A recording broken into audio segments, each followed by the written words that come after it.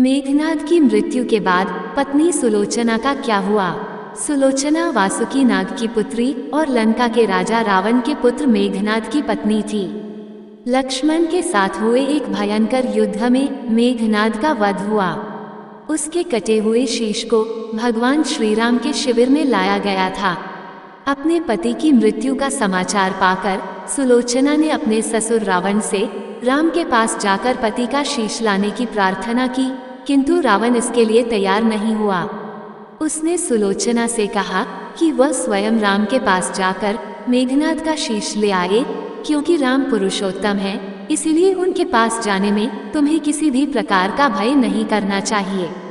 रावण के महापराक्रमी पुत्र मेघनाद का वध करने की प्रतिज्ञा लेकर लक्ष्मण जिस समय युद्ध भूमि में जाने के लिए प्रस्तुत हुए, तब राम उनसे कहते हैं, लक्ष्मण, रण में जाकर तुम अपनी वीरता और रणकौशल से रावण पुत्र मेघनाद का वध कर दोगे, इसमें मुझे कोई संदेह नहीं है। परंतु एक बात का विशेष ध्यान रखना कि मेघनाद का मस्तक भूमि पर कदापि नहीं गिरना चाहिए, क्योंकि मेघनाद एक नारी व्रत का पालक है और उसकी पत्नी परम पतिव्रता है। ऐसी साध्वी के पति का मस्तक अगर पृथ्वी पर गिर पड़ा तो हमारी समस्त सेना का ध्वंस हो जाएगा और युद्ध में विजय की आशा त्याग देनी पड़ेगी। लक्ष्मण अपनी सेना लेकर चल पड़े। समरभूमि में उन्होंने वैसा ही किया। युद्ध में अपने बाणों से उन्होंने मेघनाद का मस्तक उतार लिया, पर उसे पृथ्वी पर नहीं गिरने दिया। हनुमान उस मस्तक को रघुनंदन के पास ले आए। मेघनाद की दाहिनी भुजा आकाश में उड़ती हुई उसकी पत्नी सुलोचना के पास जाकर गिरी। सुलोचना चकित हो गई। दूसरे ही क्षण अत्यंत दुख से कातर होकर विलाप करने लगी, पर उसने भुजा को स्पर्श नहीं किया। उसने सोचा, संभव है ये भुजा किसी अन्य व्यक्ति की हो। ऐसी दशा में पर पुरुष के स्पर्श का दोष मुझे लगेगा। निर्णय करने के लिए उसने भुजा से कहा, यदि तू मेरे स्वामी की भुजा है तो मेरे पतिव्रत की शक्ति से युद्ध का सारा वृतांत लिख दे। भुजा में दासी ने लेखनी पकड़ा दी। लेखिनी ने लिख दिया, प्राणप्रिय, ये भुजा मेरी ही है। युद्ध भूमि में श्री राम के भाई लक्ष्मण से मेरा युद्ध हुआ। लक्ष्मण ने कई वर्षों से पत्नी, अन्न और निद्रा छोड़ रखी है। वे तेजस्वी तथा समस्त दैवी गुणों से संपन्न है। संग्राम में उनके साथ मेरी एक नहीं चली। अंत में उन्हीं के बाणों से विद्ध होने से मेरा प्राणांत हो गया। मेरा शीश श्री राम के पास है। पति की भुजा लिखित पंक्तियां पढ़ते ही सुलोचना व्याकुल हो गई।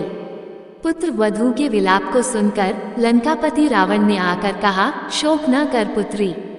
प्रातः होते ही सहस्त्रों मस्तक मेरे बाणों से कट कट के पृथ्वी पर लौट जाएंगे। मैं रक्त की नदियां बहा दूंगा। करुण चीत्कार करती हुई सुलोचना बोली, पर इससे मेरा क्या लाभ होगा। सहस्त्रों क्या, करोड़ों शीश भी मेरे स्वामी के शीश के अभाव की पूर्ति नहीं कर सकेंगे। सुलोचना ने निश्चय किया कि उसे अब सती हो जाना चाहिए, किंतु पति का शव तो रामदल में पड़ा हुआ था, फिर वह कैसे सती होती। जब अपने ससुर रावण से उसने अपना अभिप्राय कहकर अपने पति का शव मंगवाने के लिए कहा, तब रावण ने उत्तर दिया, देवी, तुम स्वयं ही रामदल में जाकर अपने पति का शव प्राप्त करो। जिस समाज में बाल ब्रह्मचारी हनुमान, परम जितेंद्रिय लक्ष्मण तथा एक पत्नी व्रती भगवान श्री राम विद्यमान है, उस समाज में तुम्हें जाने से डरना नहीं चाहिए। मुझे विश्वास है कि इन स्तुत्य महापुरुषों के द्वारा तुम निराश नहीं लौटाई जाओगी। सुलोचना के आने का समाचार सुनते ही श्री राम खड़े हो गए और स्वयं चलकर सुलोचना के पास आए और बोले, देवी, तुम्हारे पति विश्व के अन्यतम योद्धा और पराक्रमी थे। उनमें बहुत से सद्गुण थे, किंतु विधि की लिखी को कौन बदल सकता है। आज तुम्हें इस तरह देखकर मेरे मन में पीड़ा हो रही है। सुलोचना भगवान की स्तुति करने लगी। श्री राम ने उसे बीच में ही टोकते हुए कहा, देवी, मुझे लज्जित न करो। पतिव्रता की महिमा अपार है, उसकी शक्ति की तुलना नहीं है। मैं जानता हूँ कि तुम परम सती हो। तुम्हारे सतीत्व से तो विश्व भी थर्राता है। बताओ कि मैं तुम्हारी किस प्रकार सहायता कर सकता हूँ। सुलोचना ने अश्रुपूरित नयनों से प्रभु की ओर देखा और बोली, हे राघवेंद्र, मैं सती होने के लिए अपने पति का मस्तक लेने के लिए यहाँ पर आई हूँ। श्री राम ने शीघ्र ही ससम्मान मेघनाद का शीश मंगवाया और सुलोचना को दे दिया। पति का छिन्न शीश देखते ही सुलोचना का हृदय अत्यधिक द्रवित हो गया। उसकी आंखें बड़े जोरों से बरसने लगीं। रोते रोते उसने पास खड़े लक्ष्मण की ओर देखा और कहा, सुमित्रानंदन, तुम भूलकर भी गर्व मत करना कि इनका वध आपने किया है। मेरे स्वामी को धराशायी करने की शक्ति विश्व में किसी के पास नहीं थी। ये तो दो पतिव्रता नारियों का भाग्य था। आपकी पत्नी भी पतिव्रता है और मैं भी पति चरणों में अनुरक्ति रखने वाली उनकी अनन्य उपसिका हूँ। पर दुर्भाग्य से मेरे पति एक पतिव्रता नारी का अपहरण करने वाले पिता का अन्न खाते थे और उन्हीं के लिए युद्ध में उतरे थे। इसी से मेरे जीवन धन परलोक सिधारे। सभी योद्धा सुलोचना को राम शिविर में देखकर चकित थे। वे यह नहीं समझ पा रहे थे कि सुलोचना को ये कैसे पता चला कि उसके पति का शीश भगवान राम के पास है। जिज्ञासा शांत करने के लिए सुग्रीव ने पूछ ही लिया कि यह बात उन्हें कैसे ज्ञात हुई कि मेघनाद का शीश श्री राम के शिविर में है। सुलोचना ने स्पष्टता से बता दिया, मेरे पति की भुजा युद्ध भूमि से उड़ती हुई मेरे पास चली गई थी।